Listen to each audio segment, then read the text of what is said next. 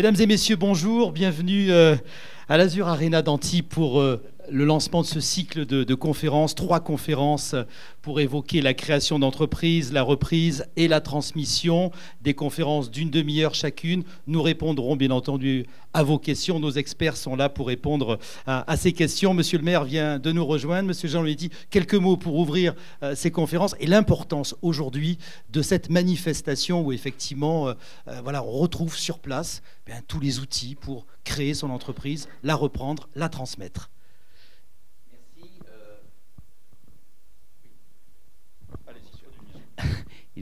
Merci de cette initiative qui comporte des partenaires privés, des partenaires publics.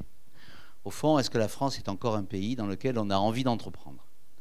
Si on crée des situations de difficulté, si on met des embûches, si on met des bûches et des embûches sur le territoire et sur le terrain de l'ascension et de la pérennisation de l'entreprise, forcément on va avoir d'immenses difficultés. Or, notre pays est un pays qui a vieille démocratie, qui a beaucoup de contraintes, beaucoup de règlements. Et donc, dans cette forêt de difficultés, comment on avance et comment on survit. Donc, finalement, aujourd'hui, vous êtes les facilitateurs. Facilitateurs à la création, facilitateurs à la pérennité. Et au fond, bien sûr, on ne se lève pas un matin en disant « je vais créer une entreprise ». La plupart du temps, quand même, il y a une petite maturité, il y a eu des essais peut-être antérieurs, et puis il y a une orientation. Comment on fait pour ne pas laisser s'éteindre l'envie de faire, et surtout comment on accompagne dans cette difficulté toujours croissante entre est-ce que je vais survivre, est-ce que ça va marcher, entre guillemets, et la deuxième difficulté qui est de créer. Donc, nous sommes dans un territoire de création. Alors, bien sûr, on a un exemple sur le numérique qui est un exemple très particulier. Mais la question qui se pose, c'est, vous dites en première table ronde, les clés du succès. Les clés du succès, j'évoquais tout à l'heure sur un stand le problème médical. Les médecins se posent toujours la clé du succès avec leurs malades. Ils se disent quels sont les critères qui font qu'on va réussir à le guérir et quels sont le chemin qu'il faut faire pour arriver à la guérison. Eh bien, c'est un peu la même chose. C'est quels sont les éléments initiaux qui nous permettent de dire on va y arriver. Et comment je lève les obstacles au fur et à mesure, à la fois sur l'initiative de la création et à la fois sur la pérennité. Ça ne sert à rien de faire des entreprises si elles meurent à 3 mois. Ça ne sert même à rien de faire des entreprises si elles meurent à 1 an. Et ça ne sert à rien de laisser mourir ce qui doit continuer à vivre. C'est les entreprises qui n'ont pas de repreneurs. Et il y en a dans ce territoire et on appauvrit considérablement l'ensemble de l'économie si on laisse l'entreprise, le plus souvent familiale, disparaître avec ceux qui ont porté le projet. Donc ce forum est un forum très important. Les partenaires sont divers. Le cheminement est compliqué.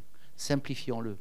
Faisons en sorte qu'au fond, on tape à une porte et que ce soit celle du Pôle emploi, celle de la ville, celle de toutes les initiatives qui existent et que petit à petit, ce cheminement soit facilité pour que nous ayons cette belle dynamique qui existe à Sophia Antipolis, puisque je rappelle quand même qu'au passage, on a 1000 emplois créés chaque année de plus dans le territoire. Eh bien, ce succès, qui est un succès pérenne, puis ça fait 5 ans que ça se produit ainsi, il a des clés et merci de les découvrir. Merci beaucoup, monsieur le maire. Merci beaucoup, monsieur le maire, pour cette introduction.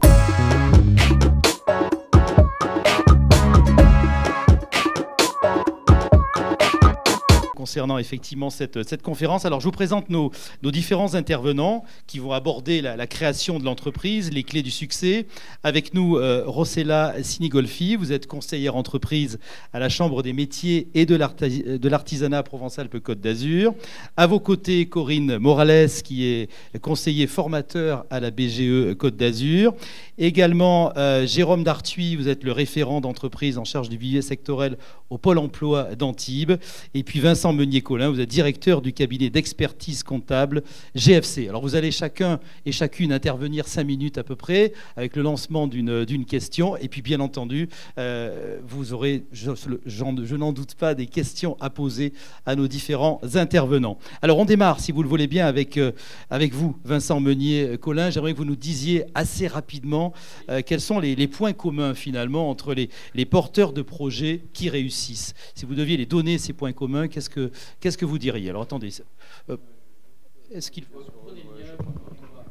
Bonjour à tous et bienvenue à ce forum. Monsieur le maire a déjà dit un certain nombre de points clés concernant ma question. J'ajouterai à ce beau discours qu'il faut certainement beaucoup de qualités humaines. Donc un porteur de projet, je dirais, doit se connaître soi-même pour aller au bout de son projet, de par sa formation, de par son expérience professionnelle, qui doivent correspondre à son projet, et bien sûr un certain nombre de valeurs et de convictions personnelles qui vont aller en phase avec l'avancée de son projet. Ce qui est important, c'est d'avoir un projet porté avec des éléments techniques, avec, je l'ai déjà partagé avec vous, des prévisionnels, un point global, et aujourd'hui vous avez un certain nombre de partenaires qui peuvent vous accompagner pour mettre en œuvre votre projet. Et ensuite, je reviens sur une partie un peu plus humaine, c'est de bien s'entourer. Donc aujourd'hui il y a un certain nombre d'experts, mais c'est demain de bien s'entourer, notamment quand on s'associe, d'avoir des personnes qui ont la même conviction que vous dans votre projet pour qu'il aille au bout et à son terme. Ensuite, le plus dur, c'est certainement l'anticipation pour moi. Donc il y a un certain nombre d'aléas, on en a eu avec le Covid notamment, donc on ne peut pas tout anticiper, mais plus vous anticipez certaines charges, certaines choses qui pourraient vous compliquer votre projet, en tout cas son développement, plus vous mettrez des chances de votre côté. Je pense, en tant qu'expert comptable, puisque j'ai accompagné un certain nombre de porteurs de projets, de bien prévoir votre trésorerie, non seulement au départ, mais surtout sur votre lancement à court terme, donc à 6 mois, 1 an.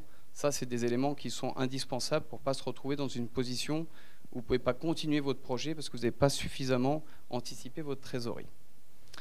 Voilà, et ensuite, il faut une certaine méthodologie, on va dire, pour aller au bout de votre projet. Donc, méthodologie, comme je vous l'ai indiqué, au niveau prévisionnel, au niveau de recherche de financement, si vous en avez besoin. Voilà. Et d'être entouré des bonnes personnes. Voilà, les recherches de financement, on en parlera dans la deuxième conférence débat, hein, ce sera plus particulièrement lié à ça. Donc on l'a bien compris, il ne faut pas se lancer trop vite, bien réfléchir. Alors exactement, il faut avoir le bon timing, notamment quand on recherche un local. C'est pas se précipiter, parce que ne serait-ce que sur la recherche d'un local, on va s'engager sur un bail, on va s'engager sur des charges fixes. Donc de bien faire une étude de marché, de bien faire un business plan, de bien voir si votre projet peut aller au bout par rapport à différents facteurs, on va dire, de la vie économique. Quelles précautions faut-il prendre si on veut protéger son idée, par exemple? On vient de créer quelque chose, une innovation. Alors précautions, il peut y avoir des précautions au niveau du nom, par exemple. Oui, du nom. Voilà. Donc là, on va plus contacter l'INPI pour protéger son nom, son idée, son brevet éventuellement. Et après, prendre des précautions. Donc il y a des choix de statut juridique qui sont importants. Donc protéger aussi son patrimoine personnel par rapport au choix du statut juridique. Oui, voilà, c'est important, effectivement. Ah oui, c'est très important. Ouais. Donc le statut juridique. Se retrouver après dans une situation personnelle à risque, on va dire. Et le choix, enfin, quelle forme d'entreprise, pour quelle forme d'entreprise opter? Alors, chaque projet est différent. Oui. Donc ça va de l'entreprise individuelle à la SARL, à la SAS. Voilà. On va dire que chaque projet doit être étudié pour savoir, pour vous, quel est le meilleur statut juridique à adopter.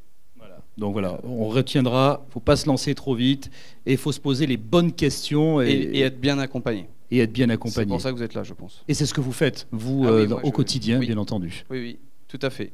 C'est ce que je fais. J'accompagne dès la création, dès l'étude du prévisionnel, et puis de voir si, effectivement, il y a un réel intérêt dans votre projet, et si il doit être avorté pour X ou Y raison, il ne faut pas hésiter à prendre un peu de recul et se poser les bonnes questions. Vous continuez à suivre également les créateurs d'entreprises une fois l'entreprise créée, voilà, c'est important.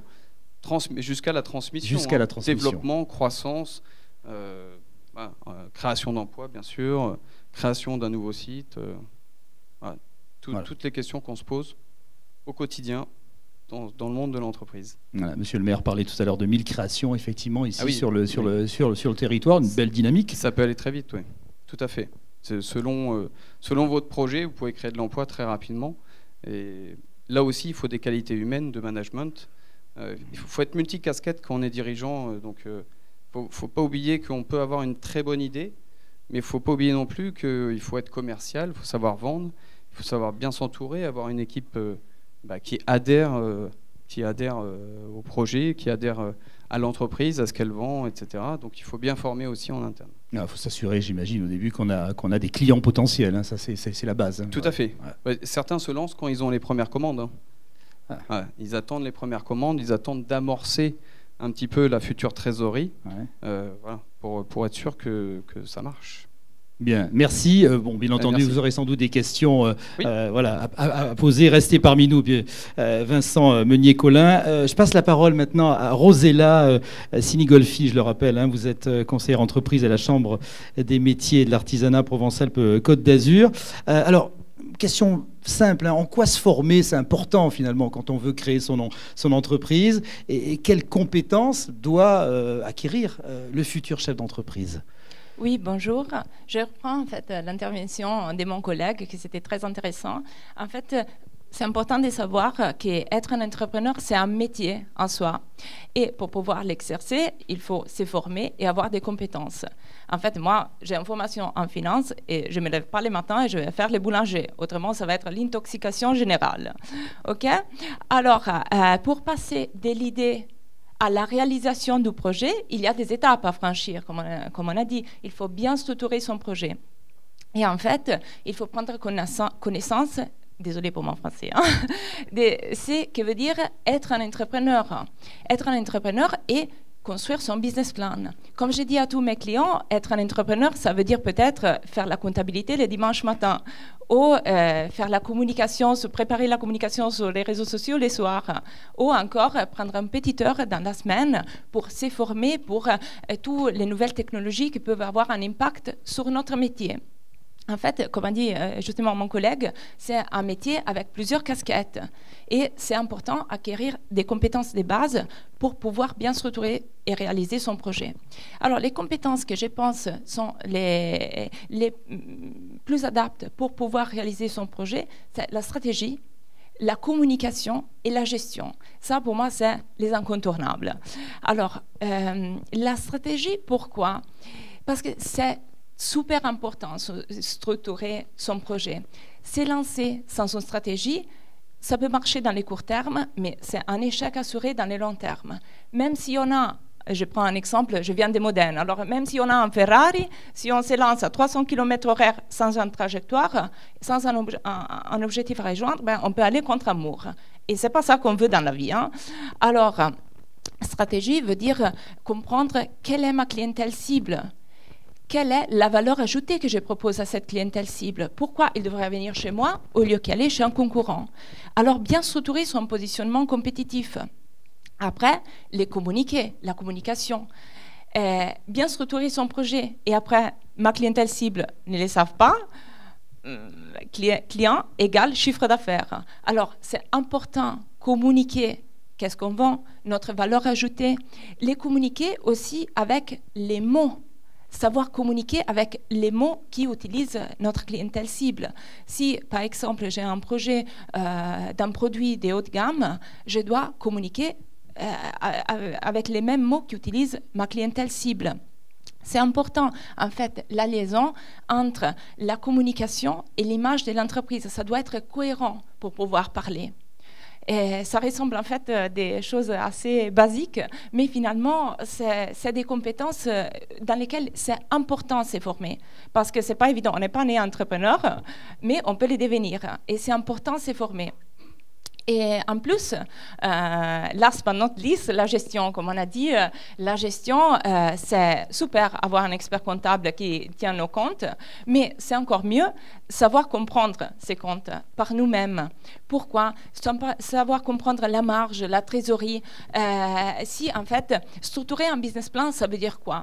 En fait, j'ai beaucoup de clients qui arrivent et ils me disent comment est-ce que je peux prévoir les prochaines 3 années? C'est normal, on n'est pas Nostradamus, là c'est clair. Mais par contre, c'est donner des objectifs. C'est donner des objectifs pour la première année parce qu'en fait, les charges sont toujours là. Je vous assure qu'elles sont toujours là. Alors, il faut avoir un chiffre d'affaires qui arrive à couvrir les charges et à nous donner une rémunération. Autrement, on reste employé. Parce que ça n'a aucun sens dépenser du temps, dépenser de l'argent pour pas, après, avoir pas une rémunération. Et moi, je vous parle comme ça parce que je vois des entreprises vraiment tous les jours. Et bien structurer son projet, c'est la clé pour la réussite.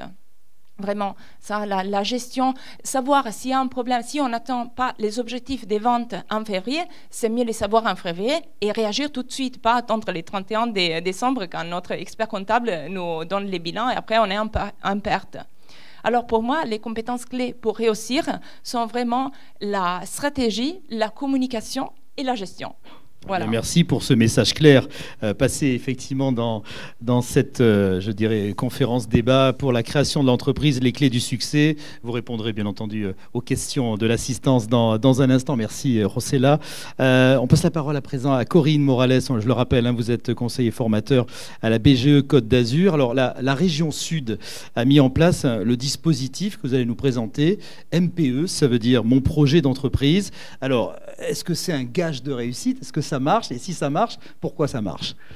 Alors déjà, peut-être refaire un petit point sur le MPE, donc mon projet de création d'entreprise. C'est un parcours d'accompagnement à la création, à la reprise d'entreprise, parce que c'est vrai qu'on parle beaucoup de création, mais il faut aussi parler de la reprise d'entreprise. Et c'est également un parcours de suivi sur les 3 premières années du développement de votre activité, parce que la région notamment s'est rendu compte que c'est les 3 premières années de développement de l'activité où les chefs d'entreprise ont besoin d'être soutenus et d'être accompagnés dans leur démarche. Donc le parcours, c'est de vous prendre où vous en êtes par rapport à votre projet entrepreneurial et de vous amener le plus loin possible en travaillant sur toutes les étapes de la création. Et donc, je rejoins mes 2 collègues sur les éléments nécessaires pour travailler son projet. On va parler d'études de marché, on va parler de stratégie commerciale, on va parler de business plan, on va parler de statuts juridiques, sociaux et fiscaux. Voilà, c'est surtout ces éléments-là que le parcours financé à, on va dire, à peu près 80-90% par la région et financé en complément également par le FSE, le Fonds européen. Donc, il y a aujourd'hui possibilité de vous faire accompagner sur vos différents projets, quel que soit le statut que vous souhaitez, quelle que soit votre situation au regard de l'emploi, quel que soit votre âge, quelle que soit l'activité que vous souhaitez exercer. La région peut vous accompagner dans ce projet-là, à développer vos compétences. C'est de l'accompagnement individuel sur des rendez-vous. Ça peut être aussi complété par de la formation sur certains parcours. Donc voilà, c'est vraiment un accompagnement et aussi un suivi, et j'insiste là-dessus parce que il y a beaucoup d'organismes sur de l'accompagnement avec des financements. Il y en a un petit peu moins sur du suivi. C'est aussi du suivi pendant les 3 premières années de l'activité. D'accord. Voilà. On vous contacte de quelle manière? Comment est-ce qu'on peut accéder à toutes alors, ces informations? Il faut aller directement sur ma région Sud. Vous tapez mon projet de création d'entreprise, mon projet entrepreneurial, et vous aurez tous les partenaires qui sont liés à la création d'entreprise. Donc, vous allez retrouver tous les réseaux qui sont là aujourd'hui, la chambre de métier. Vous allez retrouver la chambre de commerce, l'IRCE, le réseau initiative, BGE évidemment, et puis d'autres que j'ai oubliés et que je m'excuse par avance. Vous avez des chiffres éloquents à nous citer Alors, le but du parcours, non, je n'ai pas de données statistiques, désolé.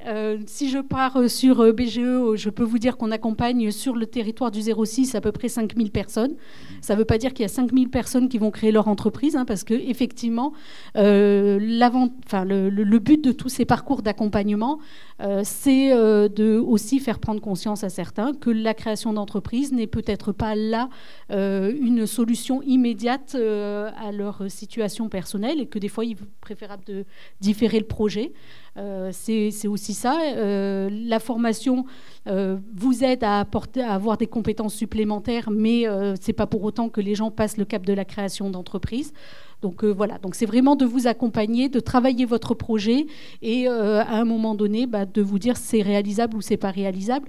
Le but, c'est pas de faire créer tout le monde, mais c'est surtout que vos entreprises soient pérennes dans le temps. En fait, c'est vraiment ça l'accompagnement. C'est ça, la priorité numéro 1, bien entendu. Merci Corinne Morales. Et puis Jérôme Dartuy de Bonjour. Pôle emploi. Alors racontez-nous un petit peu, comment est-ce que vous accompagnez au quotidien les demandeurs d'emploi dans leur projet de création d'entreprise ? Alors, donc pour Pôle emploi, quand un demandeur d'emploi envisage un projet de création ou de reprise d'entreprise, notre offre de service, elle s'articule en amont évidemment de la création autour de 2 ateliers collectifs et d'une prestation individuelle. Alors ces 2 ateliers collectifs, il y en a un premier qui s'appelle M'imaginer créateur, qui dure une demi-journée, où là on va un petit peu balayer de manière un peu générale ce que ça implique de créer ou de reprendre une entreprise. Le deuxième atelier qui dure lui une journée complète, qui s'appelle Structurer mon projet de création d'entreprise. Là, celui-là est un peu plus complet et va permettre de balayer un petit peu toutes les étapes d'une création d'entreprise. Donc ça va permettre aux demandeurs d'emploi de confirmer ou d'infirmer son projet et surtout de voir un petit peu quelle est la distance qui reste à parcourir, les choses qui restent à travailler avant de se lancer et de s'y matriculer. Ensuite, on a une prestation individuelle, individualisée qui s'appelle Active Créa Émergence. Donc là, on va partir uniquement du projet du demandeur d'emploi. Et là encore, on va balayer étape par étape. On va l'accompagner sur les différentes étapes de la création, en s'attardant bien sûr sur les étapes sur lesquelles il y aurait des besoins, des manques ou des oublis. Voilà, on ne travaille pas tous les éléments, mais uniquement ceux qui nécessiteraient de travailler un peu plus en profondeur. Donc ça, c'est l'offre de service en amont de la création, qui est accessible à tous les demandeurs d'emploi inscrits, qui soient indemnisés ou pas, et qui envisagent une création ou une reprise d'entreprise. Et puis ensuite, après l'immatriculation, là, on a des aides financières qui sont envisageables. Alors uniquement pour les demandeurs d'emploi qui sont indemnisés chez nous, puisque les aides financières sont basées sur les droits en cours du demandeur d'emploi. Et là, elle va s'articuler autour de 2 choix. Un premier choix qu'on va appeler l'ARS, le capital, où on va permettre aux demandeurs d'emploi qui s'immatriculent, quel que soit son statut, de bénéficier d'une partie de son capital de droit restant en 2 versements. Ça, c'est un don, donc à utiliser, entre guillemets, comme le demandeur d'emploi en aura besoin par rapport à son projet, soit dans la trésorerie, soit pour acheter du matériel, peu importe. Et le deuxième choix, ce sera le maintien partiel des allocations. Et lui, évidemment, il va dépendre du statut de l'entreprise que vous aurez choisi. Parce qu'il y a des statuts d'entreprise individuelle qui vont vous permettre de nous dire mensuellement ou trimestriellement quel est votre revenu réel. Et puis tous les statuts de société qui nécessiteront d'attendre le premier bilan pour pouvoir savoir quel revenu vous avez pris éventuellement. Voilà. Donc ça, après, c'est un peu en détail et c'est au cas par cas en fonction de chaque demandeur d'emploi, notamment par rapport à ses droits à l'allocation, mais aussi par rapport au statut de l'entreprise qu'il a créée. Voilà. C'est notre offre de service complète, qu'elle soit en amont ou en aval après de l'immatriculation.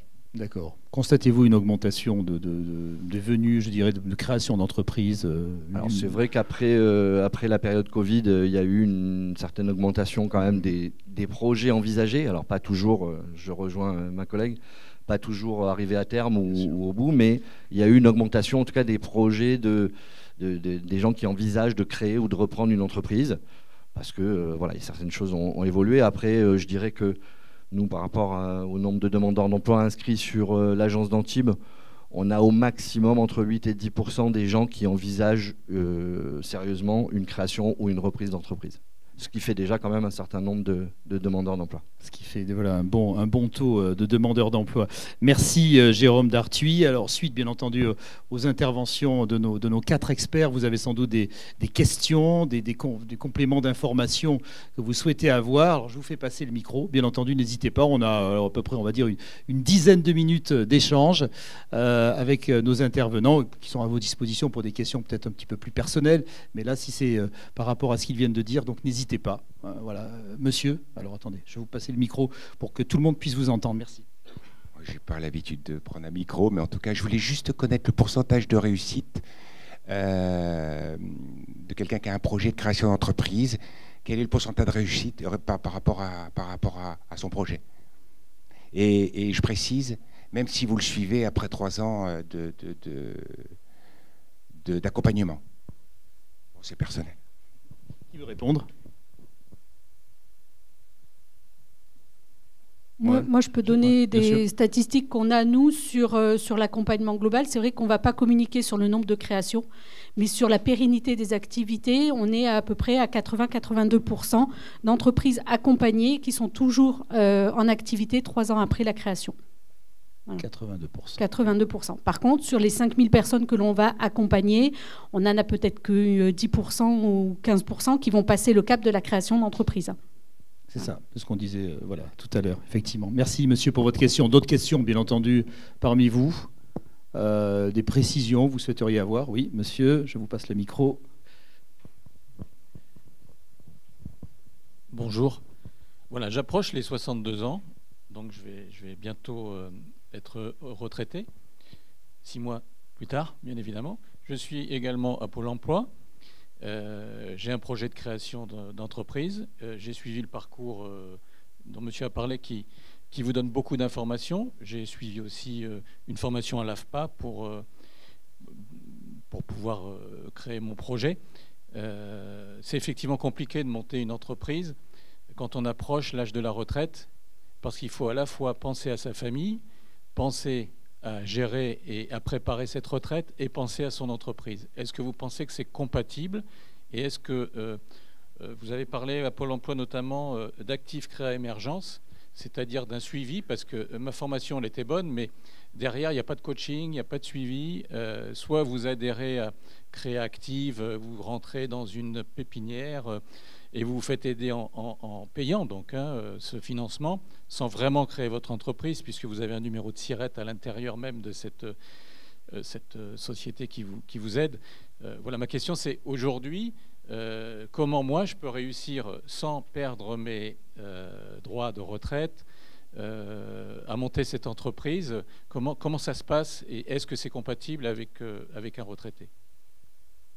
Beaucoup de questions en une.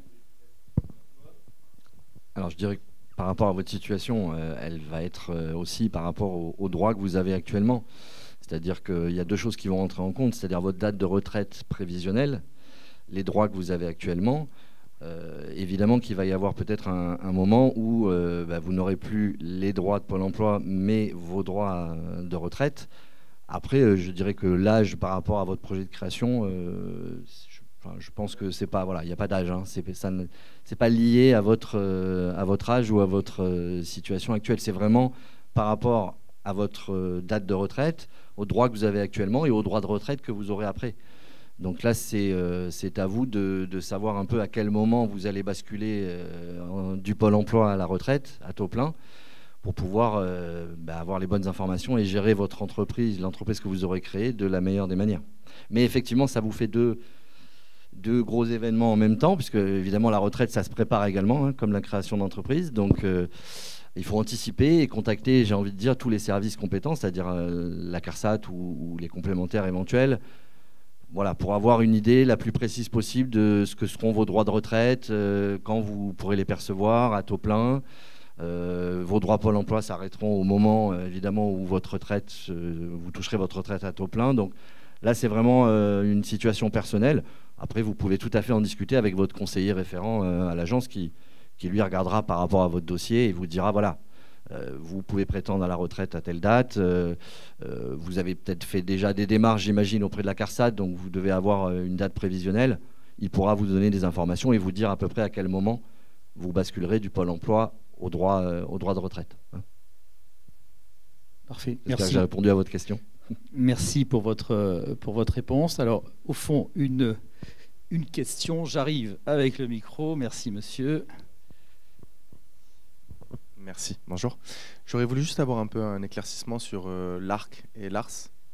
Est-ce qu'il faut qu'on calcule nous-mêmes, qu'on voit le restant de nos droits Est-ce que c'est automatique? Comment ça se passe? Alors, non, déjà, ce n'est pas automatique. C'est-à-dire que en fait, ces aides financières, elles vont être déclenchées, enfin, elles peuvent être déclenchées sur votre demande, mais une fois l'immatriculation effective. Parce que nous, on va avoir besoin du justificatif de votre création d'entreprise. Après, il ne faut pas mélanger deux choses. Il y a l'ACRE, qui est auprès de l'URSSAF, qui est une exonération de charges quasi totale la première année, et l'ARS chez nous, qui est ce qu'on appelle le capital, où là, on va partir du capital de droit qui vous reste, c'est-à-dire le nombre de jours fois votre taux journalier, et on va vous proposer de vous en donner un certain pourcentage. Alors, je ne vais pas rentrer dans les détails puisqu'il vient y avoir un changement assez récent. Ça, encore une fois, votre conseiller ou même au stand Pôle emploi, on pourra un peu plus rentrer dans le détail. C'était 45% il y a encore peu de temps, et depuis juillet, mais pour des fins de contrat et des ouvertures de droits après le 1er juillet, on peut prétendre à 60% de son capital restant en 2 versements. Donc 30% dès l'immatriculation et à nouveau 30% 6 mois plus tard, en prouvant tout simplement que la société existe toujours. Mais ça, ce sont des démarches que vous faites vous, donc d'où l'intérêt d'en discuter aussi avec votre conseiller référent, qui non seulement vous donnera le timing, mais aussi les documents qui nous seront nécessaires pour que vous puissiez bénéficier de cette aide une fois l'immatriculation effective. Donc c'est l'un ou l'autre, on est d'accord? Alors c'est le capital ou le maintien. Effectivement, quand vous faites un choix, il est définitif. Si vous optez pour le capital, il y aura les 2 versements. Le reste de vos droits sont mis de côté pour vous au cas où la société vient malheureusement à ne pas fonctionner, que vous ayez besoin de la radier. Et là, vous aurez un temps pendant lequel vous pouvez récupérer ces droits. Le maintien partiel, il peut aller jusqu'à concurrence de la fin de vos droits. Vous pouvez tout à fait vous engager à ne pas prendre de revenus pendant un certain temps dans les statuts de l'entreprise qui seront visés par le greffe du tribunal de commerce. Nous, ça nous permettra d'enregistrer ça en même temps que votre création d'entreprise sur votre dossier et de déclencher le paiement de votre allocation mensuelle de manière tout à fait normale. Et ça, je vous le répète, ça peut durer jusqu'à la fin de vos droits si vous vous engagez à ne pas prendre de revenus. Ça permet aussi de donner à l'entreprise une chance de se pérenniser sans rajouter une masse salariale ou des frais sur l'entreprise. Voilà. Y a-t-il d'autres questions parmi vous concernant effectivement la création d'entreprise, madame? Merci. Je voulais juste rebondir sur l'ARS et l'ACRE. Voilà, on peut en bénéficier donc du coup en même temps. Puisque c'est Oui, c'est 2 choses différentes. Donc effectivement, oui, l'ACRE auprès de l'URSSAF, lorsque vous allez vous immatriculer, selon le statut, la demande se fait automatiquement. Il y a d'autres statuts où c'est vous qui en faites la demande, c'est une case à cocher, tout simplement. Mais effectivement, l'ACRE, c'est l'exonération de charges auprès de l'URSSAF. L'ARS, c'est le capital à partir du moment où vous êtes un demandeur d'emploi indemnisé. C'est vraiment 2 choses différentes, mais on peut en bénéficier évidemment en même temps. Et je vais même vous dire c'est obligatoire puisque le capital ne peut vous être accordé que si vous êtes bénéficiaire de l'ACRE auprès de l'URSSAF, ce qui n'est pas le cas du maintien. Si vous ne bénéficiez pas de l'ACRE auprès de l'URSSAF, vous pouvez tout de même bénéficier du maintien, sous certaines conditions évidemment, de vos allocations. Ok, voilà. Merci. Merci pour ces précisions. Alors, on va prendre la question de monsieur, ce sera la dernière, puisqu'après on doit passer à la suivante. Bonjour, je ne sais pas si vous arriverez à répondre à cette question, mais à partir du moment où on va se lancer dans une entreprise, on ne va pas forcément générer des profits tout de suite, voire même pouvoir se payer. Comment ça se passe pour la cotisation des trimestres pour la retraite? Est-ce qu'il y a un minimum à avoir pour pouvoir y accéder, ou est-ce que c'est des trimestres qu'on perd pendant le temps où on n'est pas rémunéré ou peu? Alors j'ai envie de répondre aussi par rapport à Pôle emploi. Si vous avez une indemnité de Pôle emploi, vous allez cotiser en matière de retraite dans un premier temps. Et si effectivement vous n'êtes pas accompagné, soit via l'ARE, donc l'aide au retour à l'emploi, il va falloir vous verser une rémunération minimum qui correspond à peu près à 8 000 € par an. Voilà. Merci. À peu près. Et pour rebondir sur la question juste d'avant, qui est très intéressante, enfin toutes les questions d'avant étaient intéressantes. Donc je reviens sur la partie prévisionnelle. Quand vous avez votre projet, vous allez donc mettre des chiffres et tout va dépendre, parce qu'il y a effectivement un certain nombre de dispositifs de Pôle emploi qui sont à disposition, donc et URSSAF avec l'ACRE. Là, c'est là où c'est très important. Est-ce que vous avez un besoin de trésorerie personnelle rapidement. Donc ce n'est qu'un exemple. Mais si, par exemple, l'ARE, l'aide au retour à l'emploi, est insuffisant par rapport à vos besoins personnels, en général, on est plus sur un dispositif ARS où on va récupérer un capital pour pouvoir se payer une rémunération. Parce que comme vous l'avez indiqué, si on prend l'ARE, il y aura certainement un PV d'Assemblée Générale de non-rémunération. Vous vous engagez à ne pas prendre de rémunération, vous ne pouvez pas avoir une double rémunération. Donc voilà, chaque projet est différent et c'est surtout aussi lié à vos besoins personnels, à votre vie personnelle, si vous avez des crédits personnels, une vie de famille, etc. Donc c'est pour ça qu'il faut bien se projeter, et en général sur 3 ans, on établit un prévisionnel sur 3 ans. Bien, merci pour ces précisions. Voilà, on termine cette première conférence débat, je dirais, sur la création de l'entreprise, les clés du succès. Merci à nos experts qui ont répondu à vos questions et qui ont présenté effectivement les différents domaines. Vous pouvez les retrouver, bien entendu, sur leur stand respectif pour répondre peut-être à des questions plus personnelles. Nous marquons une pause d'une dizaine de minutes et on se retrouve ici même pour une deuxième conférence débat intitulée « Monter son crédit, les incontournables pour convaincre ». Donc là, on va parler, bien entendu, financement. Certains d'entre vous, bien entendu, seront présents et on vous retrouve peut-être ici dans une dizaine de minutes. Merci beaucoup, à tout de suite.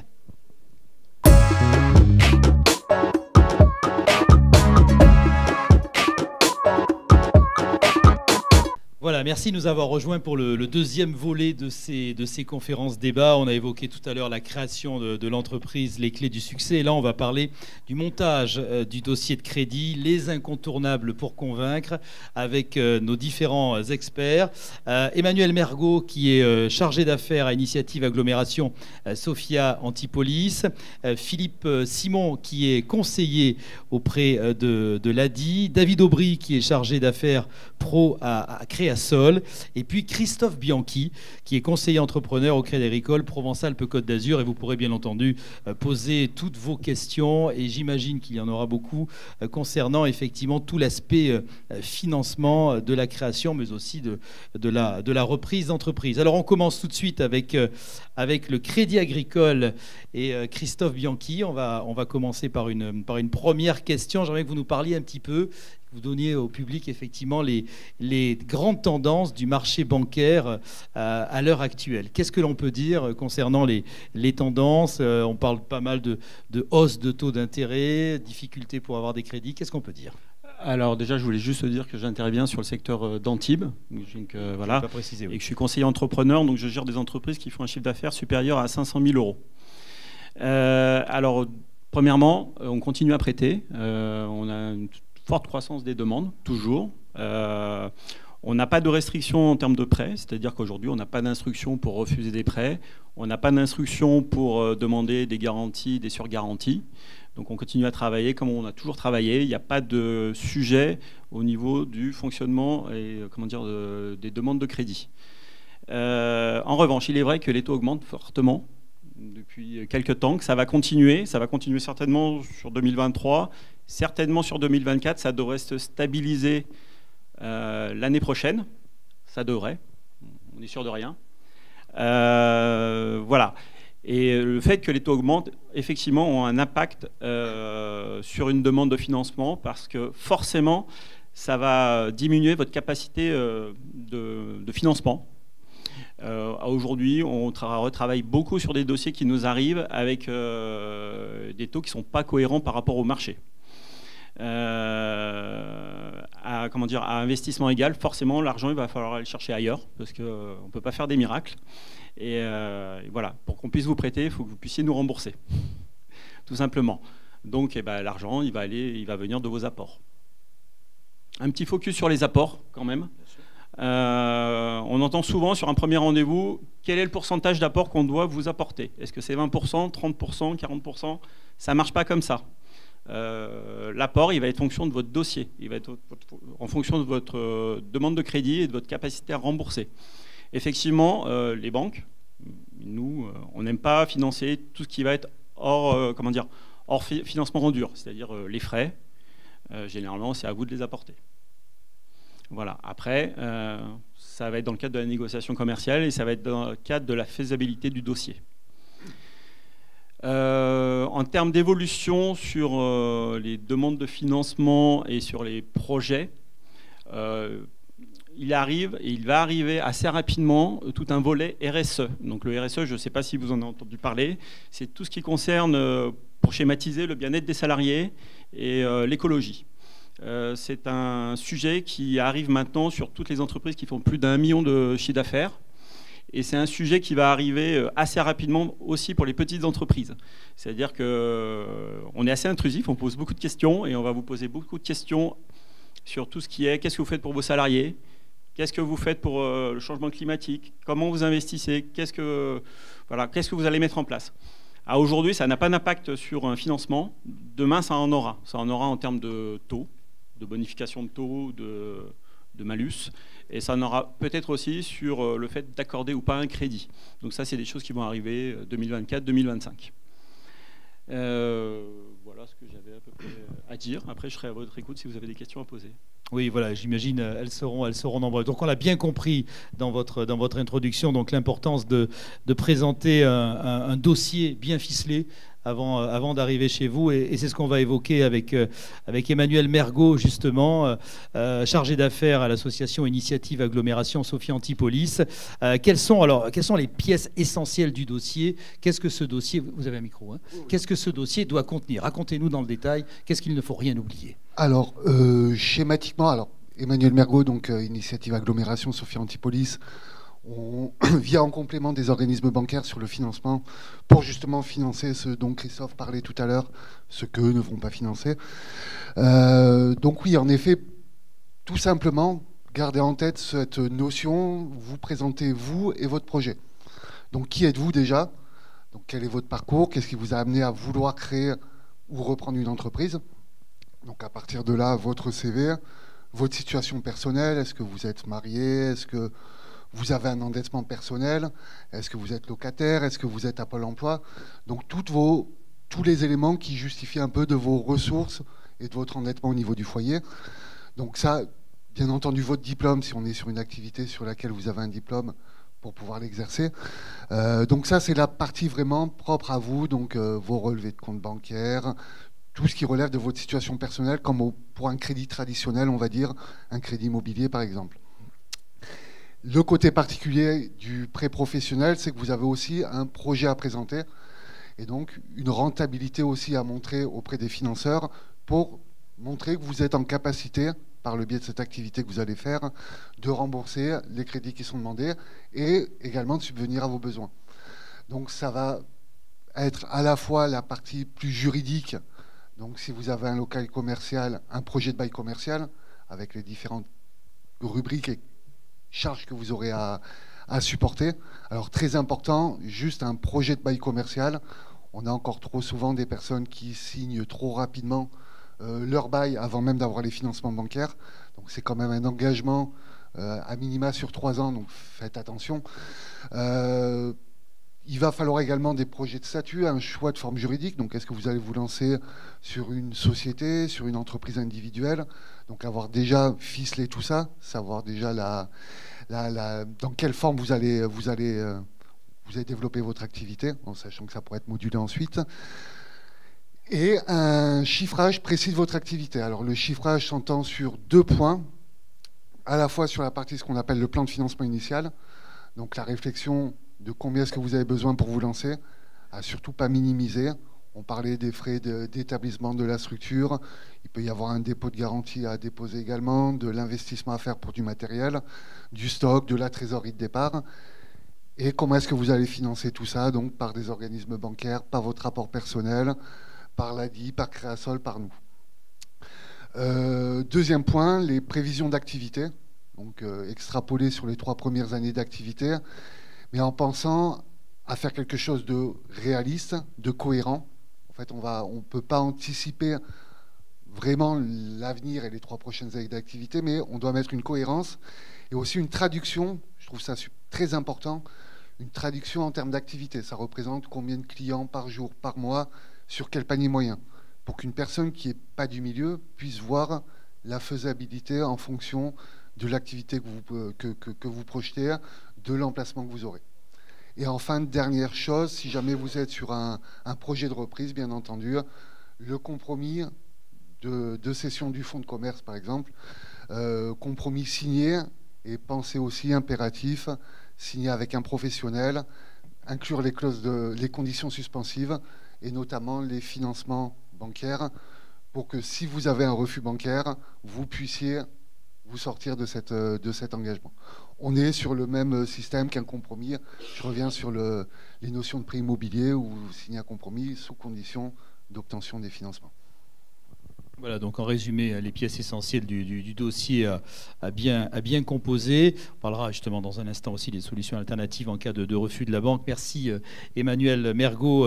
La parole à David Aubry. David Aubry, on le rappelle, vous êtes chargé d'affaires professionnelles pro, je dirais, au sein de Créasol. Alors comment bien monter justement son dossier bancaire? Racontez-nous un petit peu. Comment, voilà, on a parlé des pièces essentielles, mais comment bien le monter ce dossier? Alors c'est une bonne question. L'important est d'être bien entouré. Voilà. Trop souvent d'entrepreneurs démarrent seuls, ne veulent pas se remettre en question. Il n'y a rien de négatif là-dedans. Justement, ça va vous permettre de vous sécuriser. Donc, que vous vous adressiez à Créasol, à l'ADI, à un organisme bancaire, à Initiative Agglomération Sophia Antipolis, vous avez besoin de sécuriser les informations que vous avez collectées, étudiées, peut-être travailler de votre côté. Certains ont cette capacité de faire de A à Z ce qu'on appelle un business plan, qui intègre les pièces dont a parlé Emmanuel. Le but aussi, c'est de se retrouver confronté avec des spécialistes de l'accompagnement qui vont vous dire tiens, sur ton étude de marché, ton étude de proximité, sur ton identification des clients, des fournisseurs, il y a certaines choses qui sont soit incohérentes, soit qui ne sont pas assez complètes. Et malheureusement, ça peut porter préjudice. Aujourd'hui, quand vous vous présentez auprès d'un organisme financeur, que ce soit la banque, que ce soit Créasol, que ce soit l'ADI, que ce soit Initiative, vous avez carte blanche, entre guillemets. Vous avez amené une page blanche et vous avez présenté votre projet, votre vie. Voilà. Ça fait un peu fort comme présentation, mais on n'a un peu qu'une seule présentation. Donc c'est vrai que nous, quand on voit arriver un dossier, on veut s'assurer que toutes les composantes ont été évoquées, étudiées, pour diminuer au maximum le risque. Voilà. Ça a pour but également de pouvoir se dire pour vous, je ne me suis pas trompé, c'est un gros parcours qu'est l'entrepreneuriat, on ne peut pas le faire à votre place. Notre place est quand même beaucoup plus aisée que la vôtre. Ça, je tiens toujours à le repréciser et à vous féliciter pour ça, pour vous qui êtes dans la salle et qui vous posez énormément de questions. Donc c'est vrai que cette présentation de dossier, elle est extrêmement importante parce que si vous arrivez dans une démarche en vous disant « bon, il va me demander les pièces et puis il a le temps » ou « je vais envoyer au fil de l'eau », c'est vrai que c'est du temps que vous perdez pour vous. Voilà. Vous avez besoin d'arriver en disant « mon dossier, il est ainsi. J'ai tel projet, je sais où je vais. Mon apport, il est ce qu'il est. J'ai 5 000, 10 000, 20 000, 100 000. » Chaque apport est valorisé par les organismes de financement. Trop souvent, j'entends des entrepreneurs qui me disent « j'ai un petit apport ». Non, vous avez un apport. Vous avez un apport en savoir-faire également, vous avez un apport numéraire. Donc surtout, ne vous rabaissez pas, ne vous décrédibilisez pas, parce que c'est une première démarche en fait quand vous présentez déjà votre projet dans une confrontation face à quelqu'un. Mais ça peut être face à un jury après dans le cadre d'initiative. Donc voilà, c'est très important. Un projet n'est pas linéaire, vous allez le faire évoluer tout au long de votre préparation, de son élaboration, de sa concrétisation. Donc vous avez vraiment besoin de voir cela au jour le jour. Et vous, au sein de Créasol, vous accompagnez, bien entendu, tous les créateurs d'entreprises, les repreneurs d'entreprises, de cette manière. Oui, et quand un projet n'est pas assez ficelé à mes yeux, on va, enfin en tout cas moi me concernant, réorienter. Parce que le but, ce n'est pas de vous dire « votre dossier il n'est pas recevable, merci, au revoir ». Ça ne vous apportera absolument rien dans votre projet professionnel d'installation, de reprise. Le but, c'est quand même quand il y a un avis qui peut être négatif, ce n'est pas contre vous, c'est parfois on a des politiques de risque, on a des consignes, on a des activités qui ne sont pas éligibles. On fait ce choix, on ne peut pas financer tout le monde malheureusement. On se doit quand même à minima de vous aiguiller et pas de vous dire bah voilà, la facilité c'est vous n'êtes pas recevable chez nous, bah, allez en face. Voilà. Ça c'est pas une composante, en tout cas de mon métier, je ne le vois pas comme ça et je préfère vous laisser avec un sentiment de réorientation et quitte parfois à passer un coup de fil et dire je ne peux pas accompagner cette personne, je ne peux pas la financer. Est-ce qu'il y a une possibilité? Ça nous arrive très régulièrement entre nous parce que j'ai un adage qui dit qu'un entrepreneur, s'il a envie d'aller où il veut, il le fera un peu comme l'eau trouve son chemin. Parfait. Merci pour ces précisions, David Aubry. Et nous passons la parole à Philippe Simon. Philippe Simon de l'ADI, un conseiller au sein de l'ADI.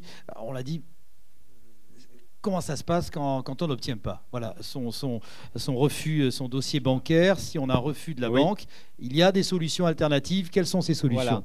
Donc effectivement, aujourd'hui, c'est vrai qu'un refus de la banque... C'est bon ? C'est bon.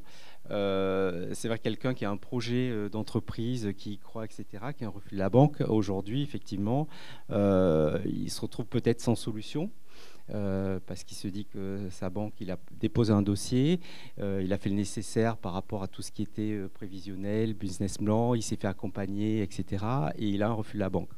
Aujourd'hui, il y a différentes façons d'obtenir un crédit en dehors de la banque. Et effectivement, les organismes tels que Initiative, Créasol ou ADI, on peut effectivement financer les porteurs de projets qui se sont vus refuser un crédit. Alors sur des montants effectivement peut-être pas aussi importants que ce qui... Enfin après ça dépend du projet, mais effectivement on peut financer et réétudier son projet. Comme ont dit mes collègues, nous, ce qu'on va prendre en compte, effectivement, c'est l'envie d'entreprendre, le projet dans sa globalité, si un investissement personnel, tant au niveau de son projet, tant au niveau de son apport personnel, etc. etc. On va réétudier son projet, effectivement, et on va l'orienter si jamais son projet n'est pas mûr ou si on estime que son projet est trop tôt ou peut se faire dans le futur. Il existe aussi d'autres organismes de financement. Je pense au financement participatif sur les plateformes Internet qui peuvent permettre à un projet de récupérer de l'argent en faisant appel à de l'épargne publique. Voilà en gros ce que je peux dire. Le crowdfunding, c'est ça. Voilà, le quand crowdfunding, on fait appel à Business Angel. Business Angel, les plateformes comme Ulule, KissKissBankBank, etc., qui peuvent effectivement faire appel à de l'épargne de tout un chacun pour finaliser un projet. D'accord. Voilà. Ou faire appel à la famille, ça aussi. Voilà, voilà. C'est ça. Ça, c'est une autre solution. Oui. Bien entendu. Ok, alors je pense que voilà, on a nos différents intervenants ont élaboré effectivement quelques incontournables pour convaincre, ont livré effectivement leurs conseils pour obtenir un financement et les aides à solliciter. J'imagine, voilà, vous avez pas mal de questions complémentaires sans doute à leur poser, donc n'hésitez pas. Je passe parmi vous et je vous passe le micro. Alors on va commencer par peut-être monsieur et après on prendra la question de madame. Bonjour. J'ai une question pour Monsieur Mergault. Est-ce que votre financement est uniquement pour supporter une demande de financement à la banque ou vous pouvez prêter même si on ne demande pas à la banque? Nos financements sont obligatoirement couplés, soit aux organismes bancaires, soit à d'autres organismes de financement tels que Créasol ou l'ADI. Donc après, tout dépend du besoin réel, mais on n'y va jamais seul. La vocation aussi du réseau Initiative, c'est faciliter l'accès aussi et avoir un effet de levier bancaire ou assimilé. Ok, très bien. Et j'ai oublié la question. Bon, tout à l'heure, elle reviendra. Voilà. Vous pourrez la poser dans un instant. Madame avait une question aussi ici. Merci. Oui, bonjour à tous. Ma question, c'est est-ce qu'on peut jouer sur tous les fronts? Est-ce qu'on peut venir vous voir tous les trois en complément d'une banque ou pas? Je vais répondre. Oui, en effet. Après, c'est vrai que dans la pratique du quotidien, moi, souvent, c'est vrai que c'est Initiative Sophia qui est la porte d'entrée. il nous arrive de faire des rendez-vous croisés, tout simplement pour vous faire gagner du temps. Voilà. Le but étant, c'est que votre temps il est précieux, qu'on soit salarié, déjà chef d'entreprise en activité ou au Pôle emploi. Et nous, ça nous permet aussi de croiser les informations, parce que la plupart du temps, il va y avoir une redite. C'est-à-dire qu'on va vous poser les mêmes questions. Vous allez vous dire finalement, ils s'entendent plutôt bien parce qu'ils m'ont demandé à peu près les mêmes choses. Donc ça aussi, c'est un principe que je vous révèle, c'est que tenez le même discours, même si vous ne voyez pas les gens en même temps. Parce que nous croisons les informations, donc si au banquier vous dites A, si vous dites B à Emmanuel et à moi C, quand on va s'appeler, on va dire il y a un petit problème de charabia au niveau de l'entrepreneur, et donc on met votre honnêteté ou votre transparence en question. Donc ça serait un petit peu dommage. Donc oui, en effet, vous pouvez totalement nous solliciter tous les 3, tous les 4. Financièrement, j'entends. Oui, financièrement, bien sûr. À taux zéro à l'un. D'ailleurs, vous faites vous-même des prêts à taux zéro ou à taux petit? Alors, me concernant, non, parce que je m'appuie sur les structures qui sont spécialisées là-dedans. Je laisse la parole à Philippe. Oui, alors, petite précision, au niveau de l'ADI, effectivement, nous, on intervient seul sur du microcrédit plafonné à 12 000 €. Effectivement, on ne va pas faire appel à d'autres structures en cofinancement. Et juste une précision, faites attention juste à un point. Alors déjà, chacun a son métier, c'est-à-dire que, comme disait Christophe tout à l'heure, la banque est là pour financer le matériel que vous souhaitez prendre. Nous, on n'est pas là pour se substituer aux organismes bancaires, donc on vient en complément principalement pour renforcer la trésorerie de départ. Par contre, si vous commencez à avoir 3 intervenants au plan de financement, vous avez 3 fois plus de risques qu'il y ait un des intervenants qui refuse. Et pour débloquer ensuite, on va demander, alors chacun va prendre la décision de son côté, mais pour débloquer, on va demander les justificatifs d'accord des autres qui apparaissent au plan de financement. Donc plus vous avez d'intervenants, plus le risque qu'il y ait un refus augmente. Allez, autre question, madame, merci. Bonjour. Moi, j'ai une petite question. Je voulais savoir si un prêt d'honneur pouvait être considéré comme un apport personnel auprès des organismes bancaires. Quel type de prêt d'honneur? Un prêt d'honneur, par exemple, comme le réseau Initiative. Oui, bien sûr. Bien sûr. En fait, ça va venir en renforcement de la trésorerie. Donc, on va l'intégrer en fait dans votre apport. Voilà. Okay, très bien. Si en plus, c'est à titre personnel. Très clair. Merci.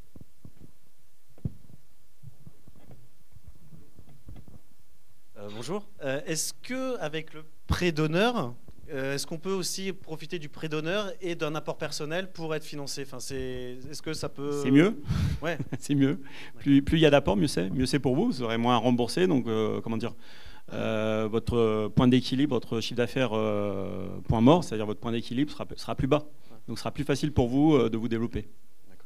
En sachant que le prêt d'honneur, vous pouvez le solliciter à condition que vous ayez un apport personnel.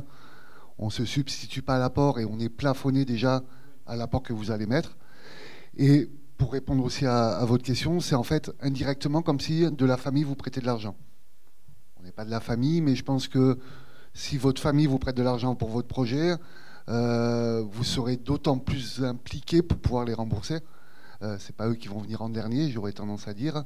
Donc l'engagement vis-à-vis d'un membre de votre famille qui vous prête de l'argent sera quelque chose près le même que vous aurez vis-à-vis de nous, différemment, mais voilà. Donc ça reste des quasi-fonds propres et ça rentre en apport en effet.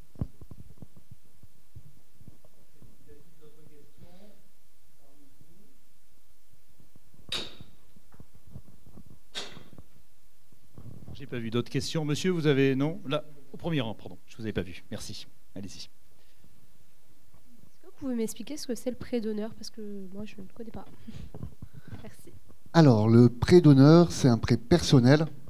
Donc, on vous prête à vous, personne physique. Donc, un prêt personnel à taux zéro, sans caution ni garantie. Donc, on vous prête à titre personnel. Vous le rentrerez, alors, sans rentrer dans les détails, mais vous le prêterez à la société. Et pour nous rembourser, vous récupérerez une partie des fonds que vous avez prêtés à la société pour nous rembourser. C'est la définition du prêt d'honneur. La définition, c'est prêt personnel à taux zéro, sans caution ni garantie. Les conditions, pour parler rapidement du réseau initiative, c'est un réseau national qui va intervenir localement. Donc déjà, tout va dépendre de l'endroit où vous souhaitez vous installer. Si vous êtes sur la communauté d'agglomération Sophia Antipolis, ça sera auprès de nous. Donc ça, c'est la première des conditions. La deuxième condition, c'est d'avoir un apport personnel. Même si on a des outils maintenant avec BPI qui nous permettent de composer et d'aller parfois un peu au-delà. Mais voilà, il faut vraiment avoir conscience que ça soit une création ou une reprise. Il faut nécessairement un apport minimum. Et en effet, comme disait David, l'apport, ça peut être 5 000, 10 000, 15 000. Il n'y a pas... Enfin, c'est déjà des bonnes sommes. C'est compliqué de réunir ces sommes aujourd'hui. Après, ça va nous aussi nous permettre de vous dire, oui, là, est-ce que le projet est calibré et adapté à l'apport que vous avez. Si vous souhaitez reprendre un fonds à 200 000 euros, tout de suite, je vais vous dire, à 5 000 euros d'apport, ça ne sera pas jouable. Donc voilà, ça permet de calibrer tout ça. Bien, madame, merci. Oui, bonjour. En ce qui concerne l'achat des murs d'un local commercial, est-ce que vous aussi ou que les banques avec un apport, voilà. Alors nous concernant, on ne va pas financer les opérations immobilières. D'accord. C'est-à-dire que vous pouvez avoir dans votre montage, en effet, une acquisition de murs immobiliers via SCI ou autre structure, mais il faudra qu'en parallèle, il y ait une structure commerciale pour le développement de votre projet. Là, en effet, sur le projet commercial, Initiative, Créasol, l'ADI pourront être, et la banque évidemment, pour tout ce qui est le matériel professionnel ou quoi que ce soit, pourront être mobilisés. Voilà. Après, je voulais juste apporter un point supplémentaire sur les questions avant sur le financement. Faire financer par les opérateurs, les financeurs extérieurs, il n'y a rien de négatif. C'est-à-dire que même si vous avez beaucoup d'apports, pensez-y à en garder de côté. Alors ça, c'est un conseil qu'on garde souvent et qu'on livre aux clients, parce que demain, s'il y a une difficulté passagère ou la nécessité d'acheter un équipement de production pour passer un cap, et que votre capacité d'endettement personnel sur la société ne le permet pas, comme a expliqué notre partenaire bancaire, c'est là où ça sera intéressant d'avoir de l'argent de côté. Voilà, parce que là, ça sera beaucoup plus difficile d'aller chercher les financements. Et autre point sur ce que révélait Philippe sur les financements participatifs, les campagnes, ça a aussi une contrepartie très intéressante au terme d'études de marché. C'est le cercle proche, puis les autres cercles. Donc ça permet de voir aussi la pertinence de votre projet sur une implantation géographique et de se dire si, tiens, autour de moi, j'ai une 50aine de personnes que je connais et il y en a 2 qui sont prêts à mettre sur la plateforme pour m'aider, est-ce qu'il n'y a pas quelque chose qui doit me faire tilt et de me dire est-ce que je n'ai pas oublié des composantes dans mon projet? Et ça peut justement aussi vous faire renforcer l'apport, ce qu'on avait expliqué, moyennant des contreparties.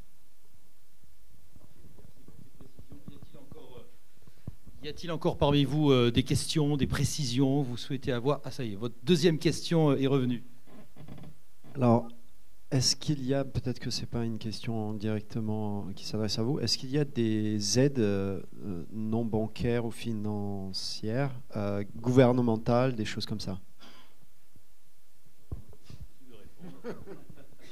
Alors il se peut. Après, alors moi je vais toujours dire, premier réflexe peut-être d'aller sur le site lesaides.fr de la CC, ouais, lesaides.fr.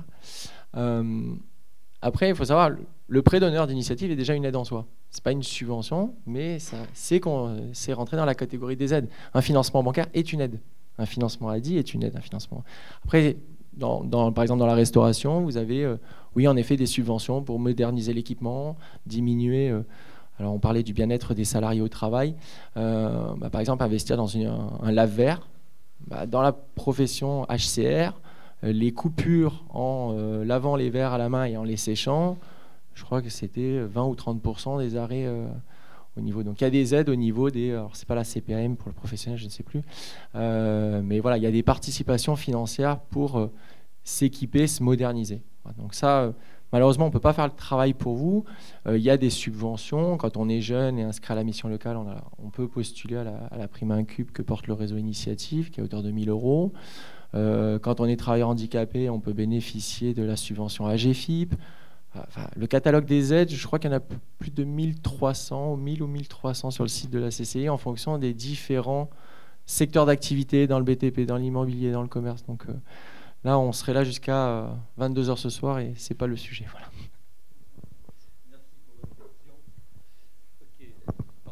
J'en ai peut-être une dernière. Comment protéger son patrimoine personnel quand on monte une entreprise? Voilà, on s'engage financièrement. Comment protéger? Je sais pas, voilà, on a une résidence principale. Comment fait-on? Parce que voilà.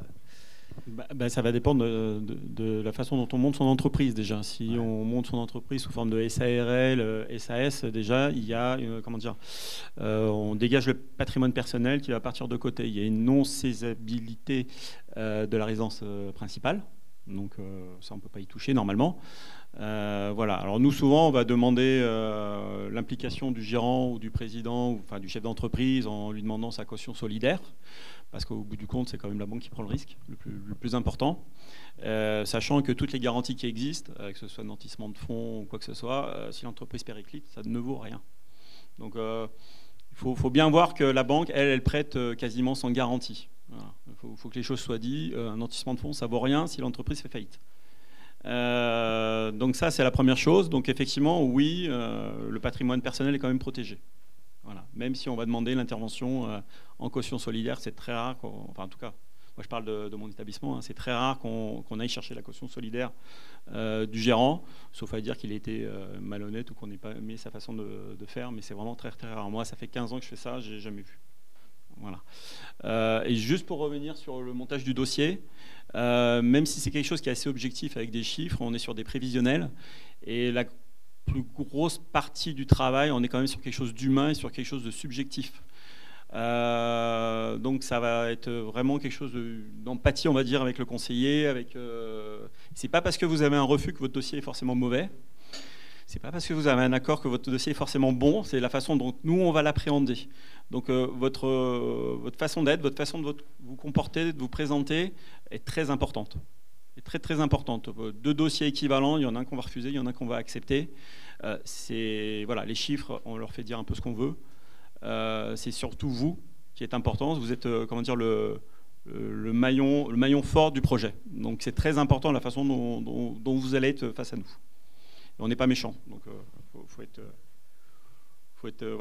faut y aller tranquillement. Vous risquez pas grand-chose en fait, juste un nom. Voilà, et on s'en est rendu compte. Merci beaucoup, messieurs, pour toutes ces précisions concernant le montage du dossier de crédit, les incontournables pour convaincre. J'espère qu'ils ont répondu à vos attentes et à vos interrogations. Ils sont, bien entendu, on est ensemble jusqu'à 13h, donc on peut vous retrouver sur vos espaces respectifs. Merci beaucoup, et on se retrouve, si vous le voulez, dans une dizaine de minutes, à 12h en tout cas. Cette fois, on va plus particulièrement parler de reprise, de transmission d'entreprise et quelles sont les étapes pour que cette relation soit gagnant-gagnant. Merci beaucoup, merci beaucoup.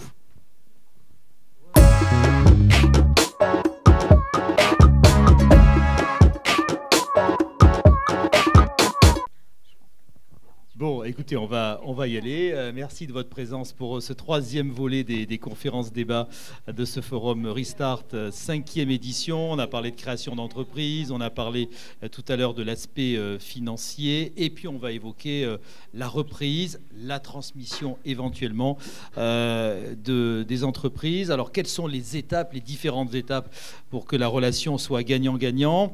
Pour en parler parmi nous, Roxana Murat, qui est conseillère transmission reprise à la Chambre de commerce et d'industrie Nice-Côte d'Azur. Avec nous également Jessica Grevet de l'Association des avocats en droit des affaires, et puis Anthony Gauthier, qui est directeur d'agence à Antibes-Lafontaine à la Banque Populaire Méditerranée. Alors on va démarrer par une première question, par vous. Écoutez, en plus, Anthony Gauthier. Alors c'est vrai que souvent le terme, on va un petit peu, qu'est-ce qu'on entend par reprise d'entreprise, qu'est-ce qu'on entend par transmission, et puis surtout en quoi cette reprise présente des avantages par rapport à la création qu'on a évoquée tout à l'heure. Allez, dites-nous tout. Alors, au niveau de transmission-reprise, déjà, tout dépend du point de vue où on se situe. On va parler effectivement de transmission sur le vendeur, on va dire, sur le cédant. Et on va parler de reprise pour l'acquéreur de l'entreprise. Pour faire une définition simple, la reprise, c'est quoi? C'est reprendre ou racheter une affaire commerciale déjà existante, qui a donc un historique d'activité, et bien souvent dans lequel on a des outils de production, des effectifs, des moyens de production, etc. Donc effectivement à distinguer de la création qui a été évoquée sur les précédentes conférences. Là, l'idée, c'est effectivement d'avoir une visibilité sur l'activité passée. Qu'est-ce que ça veut dire? Ça veut dire que ça nous permet d'avoir un point de vue sur le marché, sur l'activité. Est-ce que c'est porteur? Est-ce qu'il y a de la concurrence? Est-ce qu'il y a du business, tout simplement, sur cette entreprise qu'on reprend? Donc ça, c'est le premier point. Mais le deuxième point, ça permet aussi d'avoir une visibilité sur la structure de l'entreprise. Parce que l'activité, c'est une chose, la demande, c'est une chose, mais il y a d'autres facteurs importants dans une entreprise. Donc ça peut être effectivement les outils de production qui sont vieillissants ou non, ça peut être des cadres juridiques, on va dire, contraignants. Voilà, tout ça, ça reste quand même des points importants. On a tendance à beaucoup parler d'activité et de business, mais voilà, tous ces points-là sont quand même très importants et en reprenant effectivement une affaire, on va dire rentable et existante, on limite forcément le risque de défaillance et le risque d'échec, entre guillemets. Au final, tout simplement, l'avantage principal, c'est quoi? C'est que ça nous permet de distinguer les avantages de l'entreprise qu'on reprend et donc les forces, donc de les renforcer.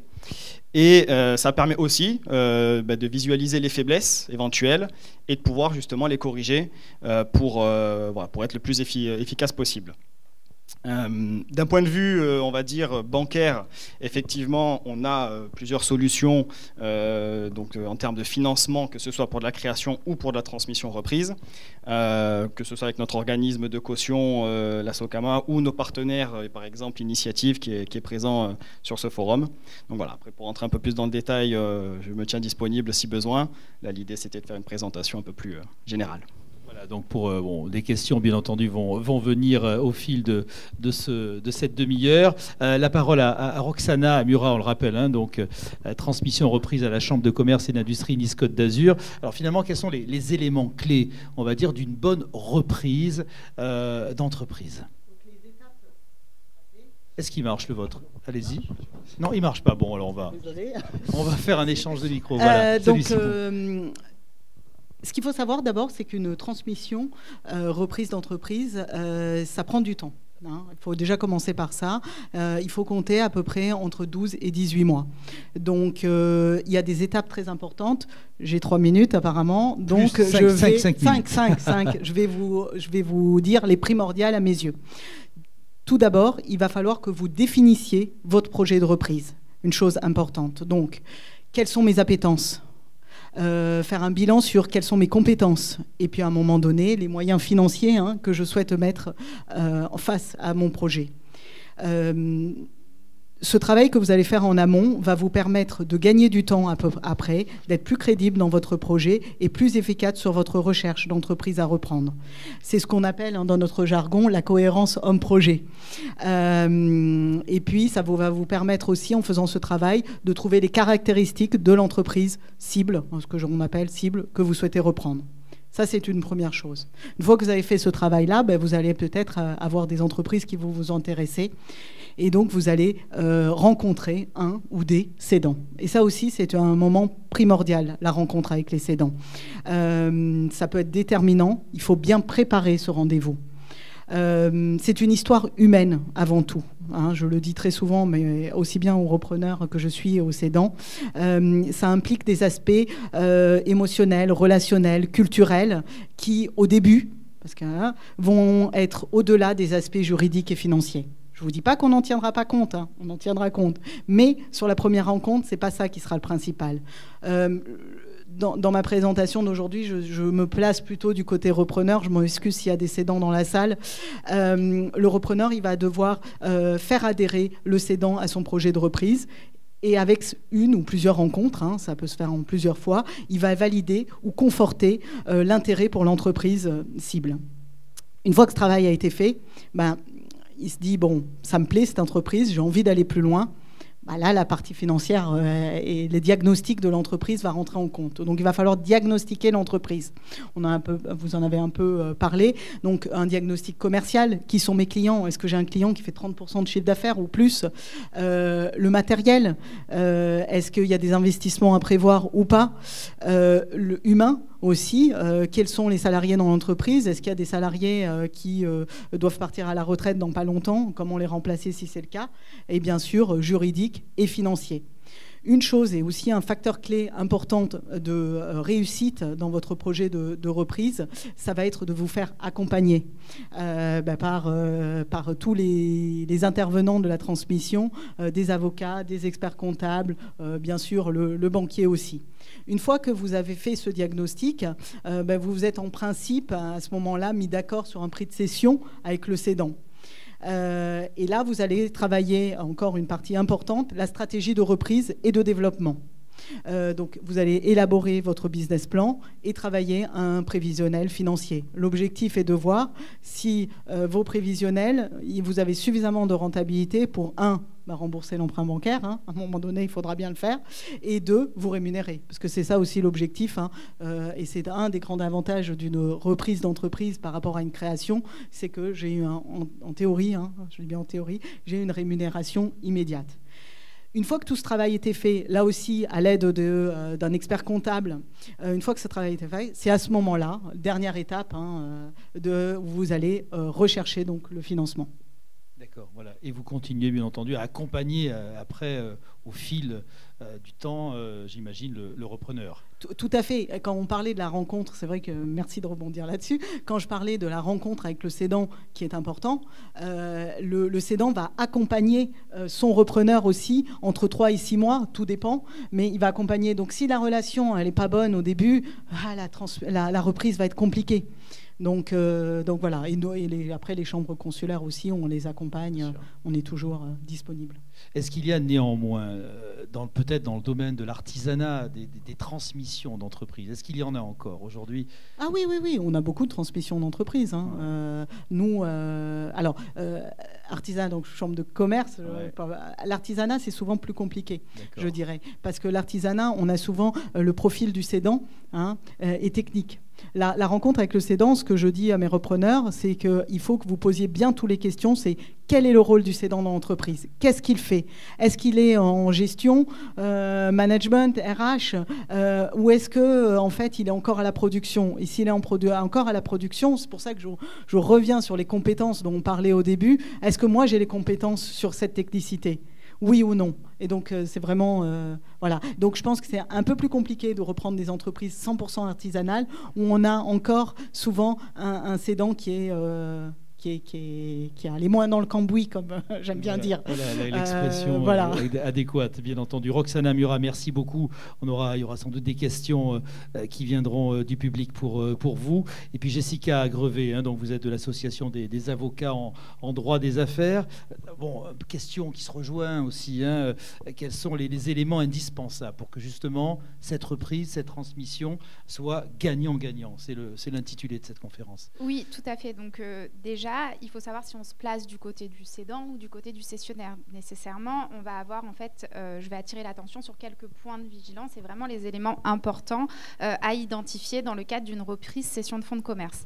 On l'a un petit peu développé, mais déjà, il faut savoir de quoi on parle. Donc, il y a une cession, comme je disais, cession de fonds de commerce, reprise de fonds de commerce, mais il y a aussi ce qu'on va appeler la cession d'entreprise. Ça ne va pas avoir... Donc, mon côté avocat vous attire forcément sur le côté juridique. On ne va pas avoir les mêmes conséquences juridiques sur une transmission d'entreprise, c'est-à-dire de parts sociales ou d'actions, ou sur une reprise de fonds de commerce. Effectivement, quand vous reprenez, là je vais me placer côté repreneur, si vous reprenez un fonds de commerce, il faut savoir que vous ne reprenez pas l'entreprise, donc vous ne reprenez pas en fait tout ce qui va être les dettes, vous ne reprenez pas tout ce qui vont être les créances, mais également les contrats. Les seuls contrats qui vont être automatiquement transférés dans le cadre d'un fonds de commerce, et ça appellera, je vais y revenir d'ici quelques minutes, un point de vigilance, ça va être les contrats de travail, comme on le disait, et le contrat de bail. Dans le cadre d'une reprise d'un fonds de commerce, le contrat de bail est nécessairement un point sur lequel il faut porter une grande attention si vous êtes repreneur. Pourquoi? Parce que vous allez reprendre donc ce fonds, vous allez reprendre la clientèle, vous allez reprendre automatiquement ce bail commercial. Donc est-ce que le bail arrive à échéance et il ne faudrait pas conclure un nouveau bail? Est-ce que la destination destination du bail est conforme à votre activité que vous souhaitez. Donc ça fait partie des points de vigilance. Je me suis un petit peu écartée, j'y reviendrai après. Donc par rapport aux points de vigilance, on va commencer par le cédant. Donc je ne sais pas s'il y a des cédants, des futurs cédants dans la salle. Je pense que je vais plus m'attarder sur le côté repreneur pour la reprise. Mais au niveau du cédant, il va d'abord falloir identifier donc, les contrats. Les contrats, ceux qu'on veut céder. Donc comme je vous disais, dans le cadre d'un fonds de commerce, les contrats ne vont pas être automatiquement cédés. Donc il va falloir, c'est ce qu'on disait, accompagner le cessionnaire. Est-ce que le cessionnaire veut reprendre tel ou tel contrat? Est-ce qu'il ne faudrait pas l'aider avec les partenaires commerciaux pour qu'effectivement on ait cette relation gagnant-gagnant et qu'on ait cet accompagnement? Donc il faut savoir qu'il y a des clauses d'accompagnement dans le cadre de la reprise, soit d'un fonds de commerce, soit d'une société, qui peuvent être très importants à placer dans votre acte. Au niveau du cédant, il va falloir faire attention aussi à maintenir un chiffre d'affaires nécessairement, parce que donc on est toujours dans cette relation win-win. C'est pas parce que vous vendez votre fonds qu'il faut, parce que donc forcément c'est ce qu'on disait, la reprise du fonds va être assez longue, il va y avoir un compromis, il va se passer quelques mois avant que le fonds soit définitivement repris. Il faut quand même maintenir ce chiffre d'affaires pour qu'on soit dans cette relation win-win. Après, au niveau du cédant, et ça je ne vais pas tant développer, ça va être tout ce qui va être conséquences fiscales et juridiques de cette cession qui est souvent, très souvent oubliée. Donc j'en reviens à ce que disait Roxana, c'est se faire accompagner par les professionnels compétents en amont et pas a posteriori. Donc je vais revenir principalement donc maintenant sur les points de vigilance pour le repreneur. Donc je l'ai un peu développé tout à l'heure. En fonction donc d'une reprise, soit d'un fonds de commerce, soit d'une entreprise, il va y avoir des points de vigilance plus ou moins accrus, notamment sur les contrats. Par exemple, une reprise d'entreprise, donc une reprise d'action d'une société ou de part sociale d'une société, tous les contrats sont repris. Mais dans les contrats, il va y avoir certaines clauses, notamment les contrats bancaires, qui vont être des clauses d'agrément en fait. Donc en cas de changement de capital social, de détenteur du capital social ou en cas de changement de propriétaire de l'entreprise. Donc ce contrat peut être résilié à la demande du partenaire commercial. Donc il va falloir faire très attention à ça. Dans le cadre d'une cession de fonds de commerce, les contrats, il va falloir faire un vrai audit juridique de la société. C'est en ça qu'on vous disait que ça prend du temps. Il faut prendre le temps de se renseigner, de voir quels sont les contrats qu'on souhaite reprendre, quels sont ceux qu'on ne souhaite pas reprendre, est-ce qu'il y a du matériel qui serait en location, en crédit bail qu'on souhaite reprendre. Attention, ce n'est pas automatique la reprise de ces contrats, il faut vraiment l'accord. Donc ça va être au niveau des contrats. Au niveau des contrats de travail, vous devez reprendre les contrats et les salariés tels aux conditions avec lesquels aux conditions auxquelles ils avaient été signés avec le cédant. Et là, il va falloir être aussi attentive. Est-ce qu'il y a un salarié qui va bientôt partir à la retraite et alors il faut calculer cette indemnité de départ à la retraite? C'est tout un audit en fait juridique et financier qu'il va falloir faire avant. Là, j'ai attiré votre attention principalement sur les contrats parce que pour moi, ça me paraît être important et être le cœur d'une activité outre la clientèle. Mais la clientèle, c'est vrai que là, pour le coup, ça va être vraiment l'accompagnement du cédant. Vous, en fonction des activités, vous présentez à la clientèle. Restez pourquoi pas quelques semaines pour vous accompagner ou quelques mois, c'est prévu. Ensuite, au niveau des contrats, on va avoir le contrat de bail. Donc, j'y suis revenue rapidement tout à l'heure. Le bail commercial, attention, c'est le cœur de votre activité quand vous reprenez notamment un fonds de commerce, parce que sans local, il n'y a pas d'activité. Donc, il va falloir être très vigilant, notamment aux clauses de ce bail. Ensuite, et très rapidement, donc comme je vous l'ai expliqué, il faut faire un audit en fait juridique de toute cette société. Donc, regardez un peu les bilans, regardez les obligations juridiques qui s'imposeraient à la société par rapport à la réglementation. Est-ce que c'est bien respecté? Vérifier tous les contrats, s'il y a des crédits, pas des crédits. Et donc tout ça va se faire vraiment ça va être un accompagnement de plusieurs mois en fait, une relation entre cédant-cessionnaire qui va être vraiment primordiale. Voilà, il faut y aller progressivement, par étapes, ne pas hésiter à être accompagné, à se faire accompagner. Hein, voilà, c'est une entreprise. Si je peux me permettre, pour le cédant, il faut vraiment anticiper. Il faut s'y prendre en avance. On a parlé des diagnostics que va faire le repreneur, mais lui aussi, il doit faire ces mêmes diagnostics en amont, fiscalement aussi. Donc, idéalement, je dis bien idéalement, 2-3 ans avant, si c'est surtout un départ à la retraite, on sait à peu près, 2-3 ans avant, commencer à travailler votre projet de cession. Voilà, donc on l'a vu, Elia. Oui. C'est vrai, pardon, pour rebondir, le cédant a tendance à dire, et je le vois au quotidien, oh bah je cède mon entreprise, je vais récupérer de l'argent et tout va bien. Et il n'a pas anticipé ces questions, notamment fiscales, et ça peut être un peu compliqué. Donc il faut faire attention à ça. Donc on l'a vu, les enjeux sont importants pour accompagner les entreprises qui cessent leur activité. Vous avez sans doute des questions, des précisions que vous voulez avoir auprès de nos 3 experts, donc n'hésitez pas. Je viens vers vous, je vous passe le micro, vous posez votre question. Allez, monsieur, pop, pop. Comme ça, on vous entend bien. Merci. Oui, bonjour. Alors, j'ai une question un peu moins rigolote, c'est sur la liquidation judiciaire. Imaginons on a un patron qui a mal géré son entreprise, les employés veulent reprendre l'activité. Qu'est-ce qu'il faut faire en fait? Quand ça se passe et est-ce qu'on a les mêmes contraintes après qu'une reprise, on dirait, à l'amiable, quoi? Alors oui, effectivement, je ne suis pas rentrée dans le détail des cas des entreprises en difficulté, mais c'est effectivement un point de vigilance. Là, vous avez donné le cas extrême de la liquidation, donc je vais parler de la liquidation. Si vous souhaitez en fait reprendre un fonds qui serait en liquidation, donc c'est le liquidateur qui va le mettre sur le marché, hein, et ça peut passer que par le tribunal. Donc en fait, c'est le tribunal qui va vérifier effectivement que l'offre qui a été faite par le repreneur en fait est en adéquation avec l'intérêt de la société. Et effectivement, il peut y avoir, alors généralement dans le cadre de la liquidation, le liquidateur va licencier en fait les salariés dès que la liquidation va être ouverte, parce que ces salariés souvent malheureusement sont impayés. S'il y a une reprise de salariés, en fait, ça va se faire de toute façon. La reprise, l'achat du fonds de commerce, ça sera le fonds de commerce ou le droit au bail qui sera acheté en fait à la barre du tribunal. Donc la vigilance, en fait, elle va être faite par le tribunal qui va étudier toutes ces offres et effectivement les reprises. Et en fait, le tribunal, il va vérifier pour le coup très classiquement le prix qui sert à désintéresser ou pas les créanciers et effectivement s'il y a des salariés, la reprise ou non des salariés ou le licenciement des salariés. Voilà, je ne sais pas si ça répond à votre question, mais voilà. Parfait. Merci. Y a-t-il d'autres questions parmi vous, des précisions particulières concernant ce domaine ou des précisions que vous souhaitez peut-être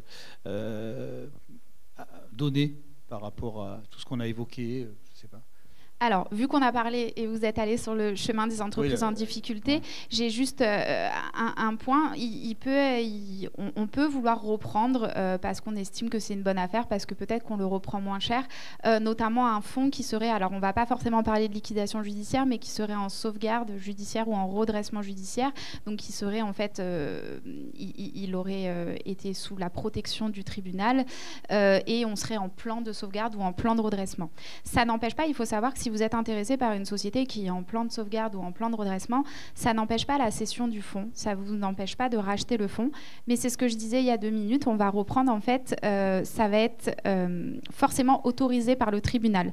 Donc en fait, l'offre devra être faite en adéquation avec les règles qui sont imposées par la procédure collective, qui sont effectivement une reprise de l'activité, une reprise des salariés et un prix de cession qui suffirait à désintéresser en fait le grand nombre de créanciers. Donc ça n'empêche pas la reprise, il ne faut pas non plus que ce soit bloquant, mais il faut avoir en tête que ça va être une formalité supplémentaire, qu'il va falloir aller devant le tribunal, et qu'on reprend un fonds qui a connu des difficultés, qui aujourd'hui est en train de redresser la barre, mais qui a connu des difficultés, effectivement, avec tout l'historique que peut avoir ce fonds de commerce. Donc ça se fait, hein, moi j'en fais très régulièrement, mais il faut savoir qu'il y a cette formalité en plus, voilà, qui est de passer devant le tribunal. Et est-ce que justement la reprise, la transmission d'entreprise est particulièrement dynamique sur notre territoire? Est-ce que vous avez des tendances, des chiffres? Je ne sais pas. Alors, j'ai pas de chiffres précis, mais oui, effectivement, on a quand même beaucoup de dossiers de reprise, ce qui est plutôt bon signe, hein, quand même, dans un contexte qui n'est pas forcément évident en ce moment. Donc, enfin voilà. Après, nous de notre côté, d'un point de vue purement financier, on va dire, on a beaucoup de dossiers, effectivement, beaucoup de reprises intéressantes. Effectivement, pour revenir à la liquidation, ou plutôt sauvegarde et redressement, c'est vrai que voilà, c'est pas impossible d'y aller, mais effectivement, il y a quand même une analyse supplémentaire, un audit encore plus important pour détecter, on va dire, les motifs, on va dire, aussi de ces problématiques. C'est dû à quoi? Est-ce que c'est dû au marché? Est-ce que c'est dû à un client important, comme vous le disiez tout à l'heure, qui représentait une grosse partie? Est-ce que c'est de l'effectif, des salariés? Enfin voilà, il y a vraiment plein de choses qui rentrent en ligne de compte. Donc bien vérifier d'où venait le problème et effectivement après voir si le potentiel qu'on estime sur cette structure peut permettre de la transformer, on va dire, et de faire quelque chose de rentable. Oui. Donc nous aussi, en ce qui nous concerne, on a pas mal de repreneurs et de cédants. On reste quand même dynamique là-dessus. Et est-ce qu'il y a des domaines plus particuliers, je ne sais pas, des secteurs d'activité qui sont peut-être plus dynamiques dans ce domaine? Alors, on a pas mal la fermeture du bâtiment. Moi, je trouve qu'on en a eu pas mal dernièrement qui ont très bien fonctionné aussi à la sortie du Covid.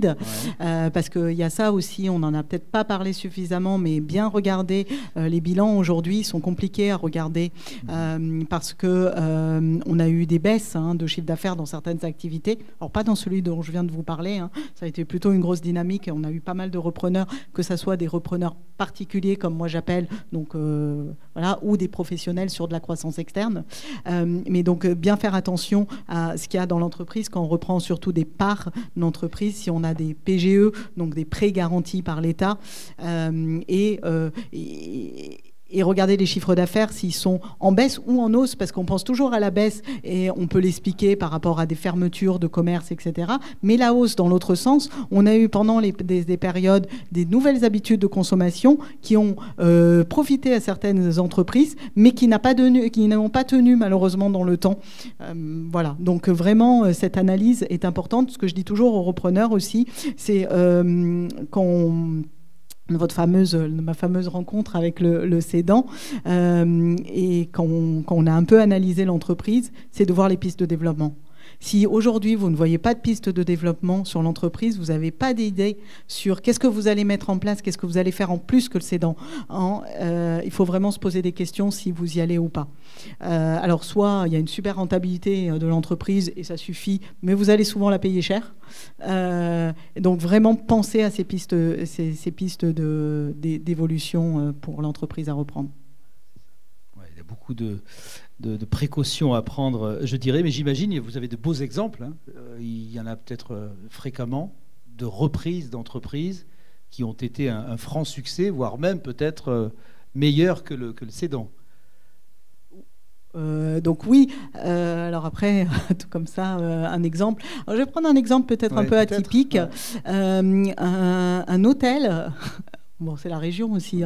Un hôtel qui a été repris, donc il y a... le compromis devait être signé pendant le Covid, donc une grande question pour le repreneur de est-ce que je reprends ou est-ce que je ne reprends pas, qui a eu des moments un peu difficiles, on ne va pas se le dire. Bon, les banquiers ont suivi parce qu'ils ont reporté les prêts, ça a un peu aidé aussi, et qui aujourd'hui fait plus 50% du chiffre d'affaires du cédant. Donc on a beaucoup d'exemples, et je dirais que, parce que ce qui est important, c'est de donner des exemples, mais de dire pourquoi ça a fonctionné. Et donc, c'est vraiment accompagnement. Ce sont des gens qui ont été accompagnés sur ces projets-là. C'est vraiment important de ne pas rester dans son coin, de travailler le business plan et de toujours avoir les coordonnées de quelqu'un qu'on peut appeler sur les premières années et même tout le temps. Moi, je leur dis, j'ai peut-être pas les réponses à tout sur toute votre vie de votre entreprise, mais par contre, appelez-moi et derrière, je vous trouverai la réponse. Donc, pas rester. C'est ça aussi le souci du chef d'entreprise, que ça soit... alors là, je parle de la reprise, mais le repreneur va avoir bientôt les soucis du cédant, certains en tout cas, et c'est de être un peu isolé dans son coin et de ne pas pouvoir parler et échanger sur les difficultés qu'ils peuvent avoir. Voilà, c'est un petit peu le mot-clé de ces rencontres, c'est l'objet bien entendu de toutes ces conférences et de ce forum Restart. Être accompagné, ne pas hésiter à demander des conseils. Je le répète, des accompagnements, ne pas se lancer tout seul, on l'a vu dans la création d'entreprise. Et pour les repreneurs, c'est un budget, parce que faut le dire, ouais. Mais c'est un budget qu'il faut mettre. Il vaut mieux mettre un budget sur un expert comptable, sur un avocat qui va mettre le doigt sur ce qui ne va pas et qui va vous donner, on va dire, toutes les clés pour dire j'y vais ou j'y vais pas sur le projet, mais vous y allez en connaissance de cause, ou peut-être que vous n'y allez pas, mais vous aurez dépensé un peu d'argent, mais vous n'aurez pas eu des problèmes plus tard. Donc c'est vraiment important ça, et surtout de temps en temps, bon, c'est un budget, hein, la reprise. Alors dans certains cas, ça peut être aussi un budget moins important que sur de la création, mais il faut mettre le budget là pour être sûr qu'après on réussisse. Voilà, c'est le message à faire passer. Y a-t-il une toute dernière question parmi vous, madame? Allez, je vous passe le micro et après on clôture. Merci. Bonjour. Vous m'entendez? Oui, ça va. Est-ce qu'il y a une obligation, par exemple, s'il y a une maison mère qui veut supprimer sa filiale, est-ce qu'il y a une obligation de proposer la filiale, de donner la possibilité à la filiale de trouver un repreneur en tant que cédant? Si la filiale C'est-à-dire vous êtes la holding, vous cédez votre holding, mais vous ne voulez pas céder votre filiale? Non, par exemple, on est une holding, enfin on a une filiale, on veut la fermer. Donc elle a des difficultés financières, elle va être en liquidation ou pas. Est-ce qu'on est obligé d'étudier les propositions de reprise en tant que cédant, si la filiale appartient... Alors déjà, en tant que cédant, attention, si votre filiale a des difficultés, que ce ne soit pas étendu à la holding. Hein, parce que souvent, quand on se retrouve en liquidation judiciaire, qu'il y a une filiale, le liquidateur va voir un peu au niveau de la holding. Si effectivement, il n'y a pas de problème au niveau de la holding et qu'on veut fermer la filiale, sous réserve que la holding elle ait une vraie activité, en fait, qui ne soit pas dépendante de sa filiale, il n'y a pas une obligation, en fait, de faire reprendre la filiale. Maintenant, pourquoi pas arriver à faire reprendre les deux, mais il n'y a pas d'obligation. Vous pouvez fermer la filiale et vendre votre holding sous réserve, attention, parce qu'il y a beaucoup d'holding animatrices, sous réserve qu'elle ait vraiment une activité indépendante de la filiale, parce que malheureusement, sinon, souvent, les difficultés sont étendues. Parce que moi, c'est plutôt dans le sens où est-ce qu'on doit étudier les propositions de reprise, où on n'est pas obligé? Disons que... je me mets à la place du cédant. Si vous avez une proposition de reprise sur votre filiale, plutôt que de la faire aller en liquidation judiciaire avec toutes les conséquences, pourquoi ne pas la faire reprendre? Mais ce n'est pas une obligation. Si on a envie de c'est pas une obligation, mais vous allez un peu avoir du mal quand même à expliquer au tribunal. Alors, fatalité, ma spécialité étant aussi les entreprises en difficulté, vous allez avoir un petit peu du mal à expliquer au tribunal qu'effectivement, vous aviez un repreneur, que vous ne l'avez pas fait reprendre et que vous la fermez. Parce qu'il y a beaucoup de liquidations, malheureusement, où les créanciers ne sont pas désintéressés à terme. Maintenant, il n'y a pas, à moins que... il n'y a pas, non, même dans les statuts, il ne peut pas y avoir d'obligation juridique, en fait, de ne pas la fermer et de la faire reprendre. Mais moi, si je suis votre conseil et que vous avez une reprise sérieuse avec un prix sérieux, pourquoi pas ne pas la reprendre? Voilà. Ne pas la vendre, en tout cas. Voilà. Ouais, en fait, dans mon cas, c'est que j'appartenais à la filiale a été fermée et on n'a pas eu possibilité de proposer de la reprendre. D'abord parce qu'on avait des clauses de non-concurrence. Eh oui. Et en plus, parce que le fonds a été vendu Et oui, parce qu'il y a une liquidation judiciaire. Et dans le cadre de la liquidation, en fait, le liquidateur met le fonds de commerce en vente. Soit il arrive à le vendre, le liquidateur, et il y a une reprise. Soit il n'y arrive pas et effectivement, le fonds est fermé. Les clés, s'il y a un bail, sont rendues au bailleur. Et on clôture la société, généralement en insuffisance d'actifs, et laissant les créanciers un peu lésés. Donner la possibilité de... Voilà. Non, il n'y a pas une reprise. Vous étiez salarié en l'occurrence. Il n'y a pas une reprise il n'y a pas une proposition obligatoire aux salariés en fait. Ça dépend des seuils, mais là en l'occurrence, il n'y a pas une obligation légale. Voilà. Donc on ne peut pas les attaquer. Question principale. Ah oui, non, ça mais c'est dans le cas où, c'est-à-dire par rapport à la liquidation, par rapport à la reprise. Oui, hein, s'il n'y a pas de procédure collective, effectivement, et que c'est vrai que je ne l'ai pas dit parce qu'on rentre dans les conditions, soit vous cédez votre fonds ou si vous cédez vos parts ou vos actions, les salariés sont obligés d'être tenus informés. Il y a ce droit de préemption des salariés, en fait, où on fait un courrier aux salariés, mais ça, c'est dans les conditions d'une société in bonis. On n'est pas dans le cadre d'une société qui serait en liquidation judiciaire. En fait, vous êtes dirigeant de la société, vous voulez vendre, que vous vendiez votre part, je vais prendre l'exemple, vous vendez votre fonds, vous souhaitez vendre votre fonds de commerce, il y a ce qu'on appelle dans les conditions suspensives en fait le droit de préemption des salariés, vous avertissez vos salariés que vous souhaitez vendre le fonds. et vous leur demandez s'ils sont intéressés. Après, attention, dans le cadre d'une fonds de commerce, c'est pas un droit de... Disons que si vous êtes intéressé et qui préfère quand même vendre au cessionnaire parce que le prix est plus intéressant ou autre, il a le droit. C'est pas parce que vous avez cette obligation d'information que forcément, si vous dites je veux acheter, il doit vous vendre à vous. Mais là, on est dans le cadre effectivement d'une reprise ou d'une cession classique où il y a parmi les conditions légales et indispensables, outre le droit de préemption de la commune, le droit de préemption des salariés, effectivement.